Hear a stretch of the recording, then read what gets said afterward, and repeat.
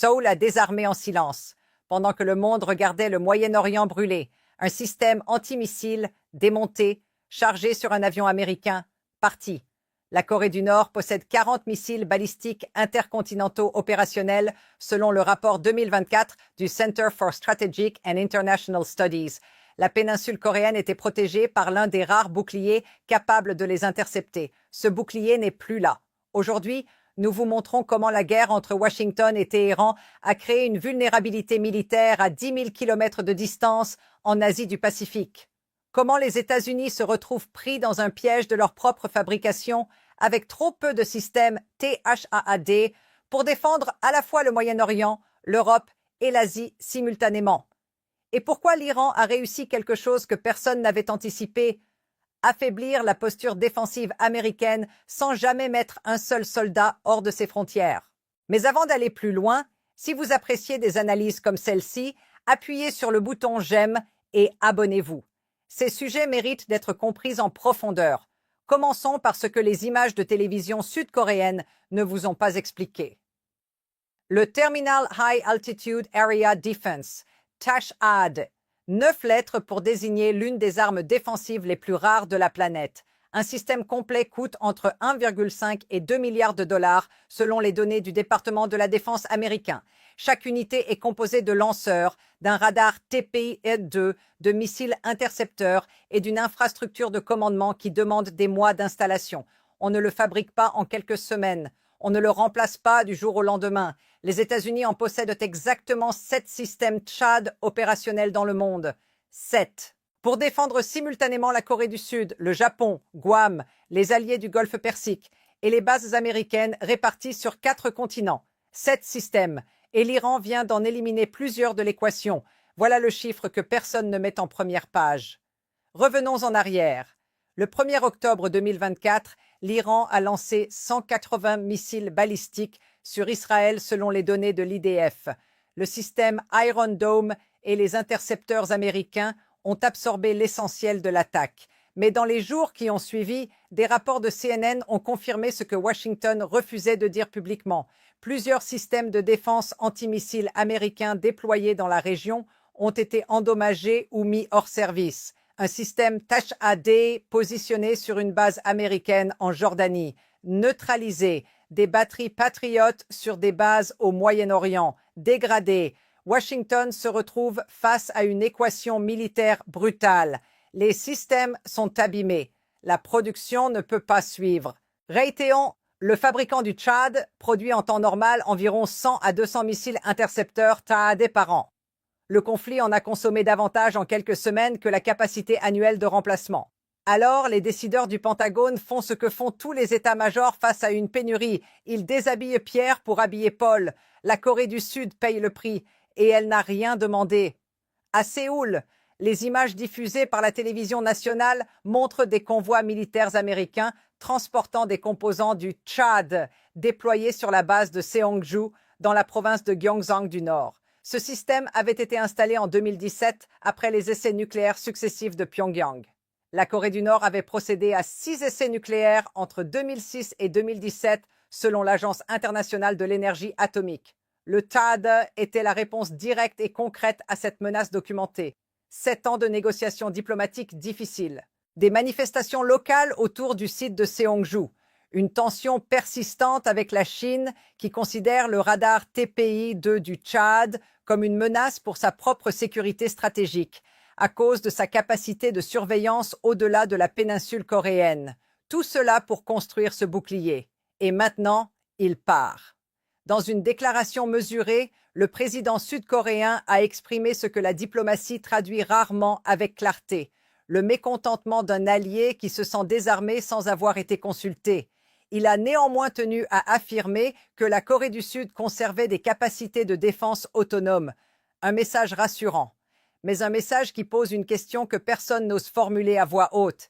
Si la Corée du Sud peut se défendre seule, pourquoi avait-on besoin du THAAD américain en premier lieu?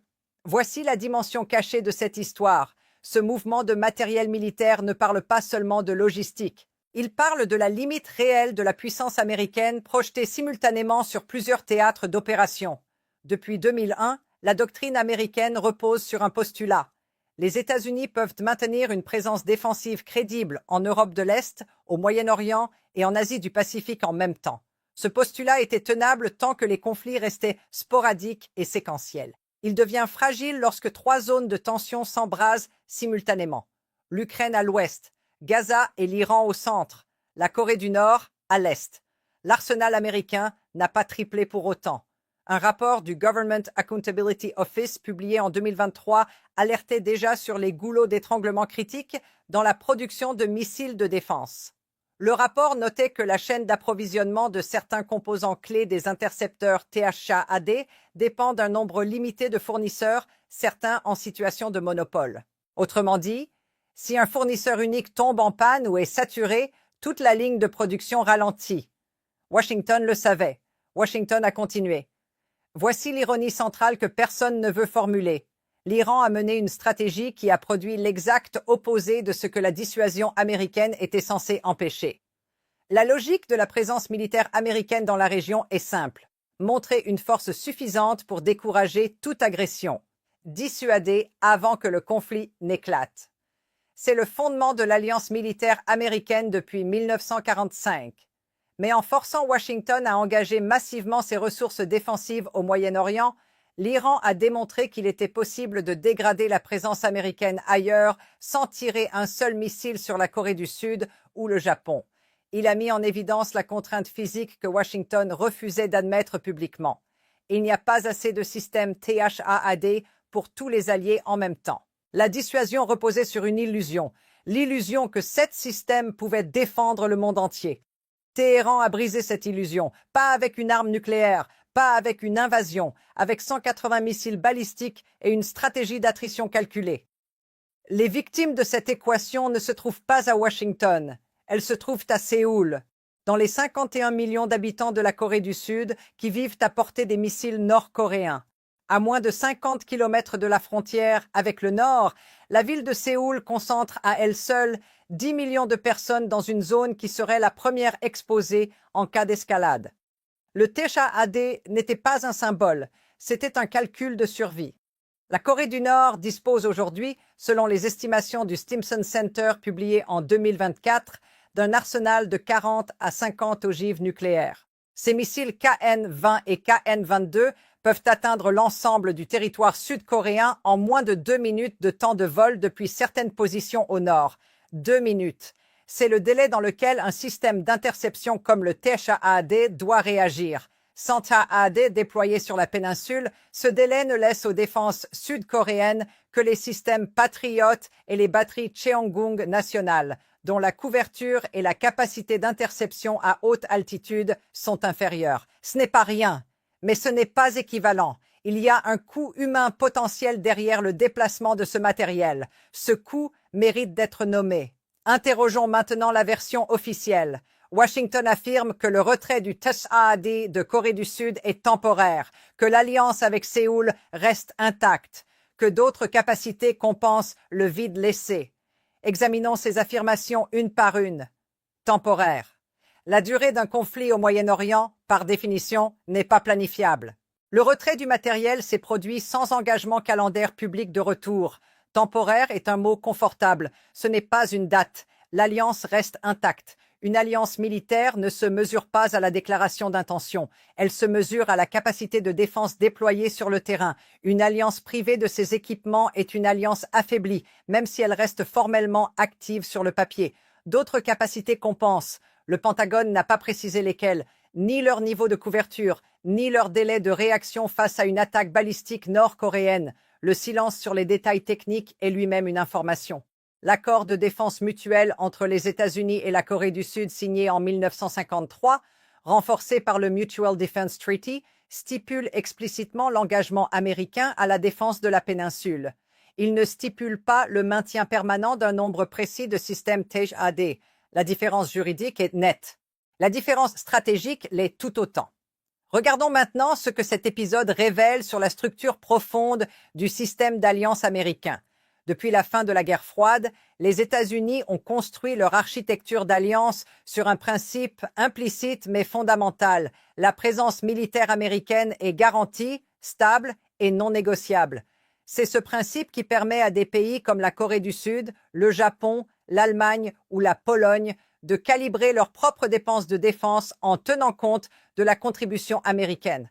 Or, ce que cet épisode démontre, c'est que cette garantie est désormais conditionnelle. Conditionnelle à l'état des stocks, conditionnelle à la priorité géographique du moment, conditionnelle à la capacité industrielle de Raytheon et Lockheed Martin à produire des intercepteurs assez vite pour compenser les pertes opérationnelles. Ce n'est pas un jugement moral, c'est un constat structurel. Et ce constat a des conséquences directes. En Corée du Sud, des voix qui restaient marginales dans le débat public commencent à parler plus fort, celles qui plaident pour une capacité nucléaire autonome sud-coréenne. En 2023, un sondage du Chicago Council on Global Affairs révélait que 67% des Sud-Coréens étaient favorables au développement d'une arme nucléaire nationale. En 2024, ce chiffre avait grimpé selon certaines études universitaires. Le départ du THAAD ne fera que renforcer ce courant. Washington affronte ici un paradoxe de sa propre construction. En retirant un bouclier antimissile pour défendre ses intérêts au Moyen-Orient, il pousse son allié à envisager l'autonomie nucléaire. Cette autonomie, si elle se concrétisait, déstabiliserait l'ensemble de l'architecture de non-prolifération en Asie du Nord-Est, dans laquelle Washington a investi des décennies de diplomatie. La politique de Washington crée les conditions de ce qu'elle voulait précisément éviter.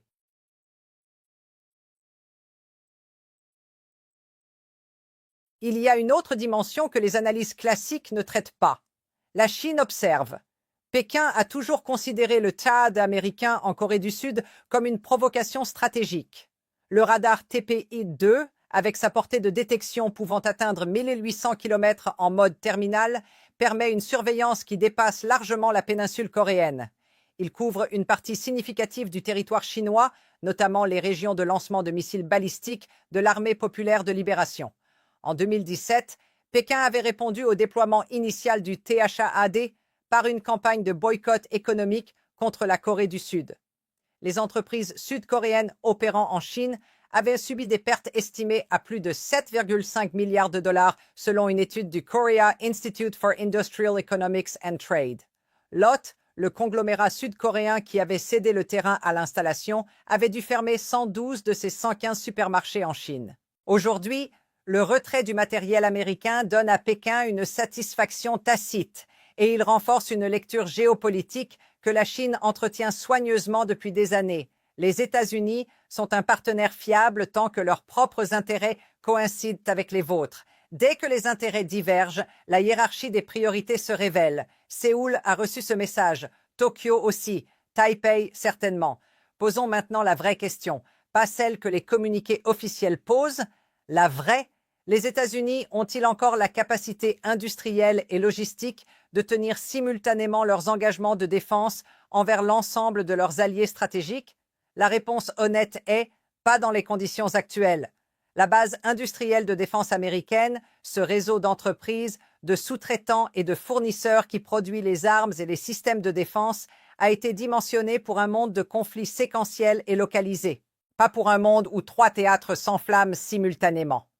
Le rapport annuel du Pentagone sur la chaîne d'approvisionnement de défense, publié en février 2024, identifie 86 matériaux et composants critiques pour lesquels les États-Unis dépendent à plus de 50% de fournisseurs étrangers ou de sources uniques, 86 vulnérabilités documentées, listées et non encore résolues. Ce n'est pas une information classifiée, c'est un document public, disponible et largement ignoré dans les débats sur la puissance militaire américaine.